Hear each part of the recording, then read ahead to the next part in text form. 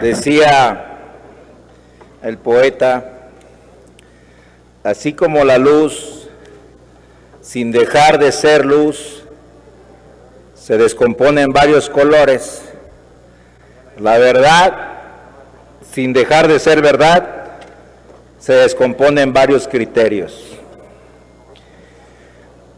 Estoy preocupado por la reforma al Poder Judicial.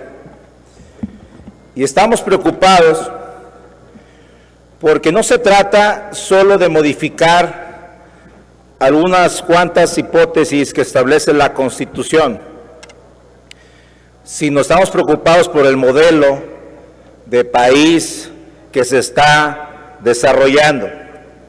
Desde hace 2 años advertimos que cuando se quiere generar una autocracia, es decir, que la voluntad de un solo hombre se imponga sobre los demás, nos debe llamar a la reflexión y nos debe llamar a combatir esa reflexión. Hemos visto que hay un control absoluto sobre el Poder Ejecutivo, pero ese ya lo va extendiendo poco a poco a los órganos constitucionales autónomos, reduciéndole su capacidad operativa, reduciéndoles recursos económicos y nombrando personas afines, quienes no tienen la más remota idea de cómo resolver los temas que ahí legalmente deben resolverse. Hay un control sobre el Poder Judicial, el que la Suprema Corte de Justicia haya avalado, algo que nosotros consideramos inconstitucional, y le haya rehecho la pregunta al presidente, solo nos da un viso de lo que puede pasar si es que este poder llega a ser sometido completamente y absorbido por el Ejecutivo Federal, como lo han sido las cámaras de senadores y de diputados.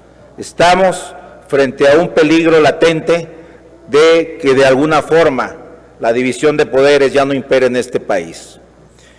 Creo que el documento que hoy nos ocupa implicaría una revisión más profunda.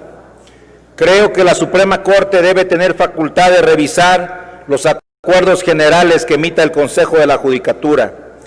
Creo que la Suprema Corte no debe renunciar a que los jueces y magistrados que son nombrados o son destituidos injustamente puedan elevar un recurso ante la Suprema Corte para ser revisados. Creo, y es uno de los temas más delicados, que no debe haber una facultad exclusiva en la Corte para crear tribunales especiales que resuelvan asuntos graves en materia de violación a los derechos humanos. Por 2 razones.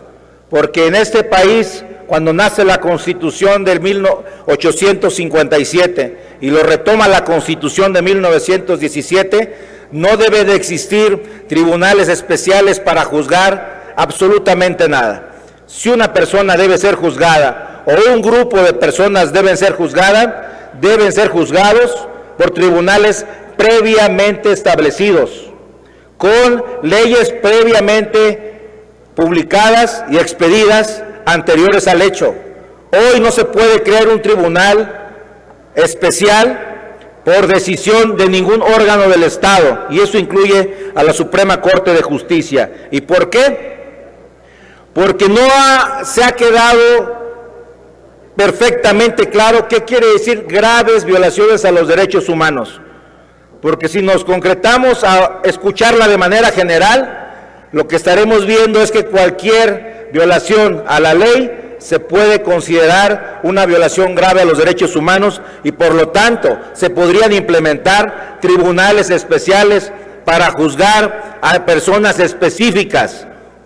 Y esto no nos traería más que una persecución, un terrorismo de Estado que permitiría que cualquier persona pudiera ser amenazada de ser juzgada por un tribunal que hoy ni siquiera existe. Y por último, la carrera judicial.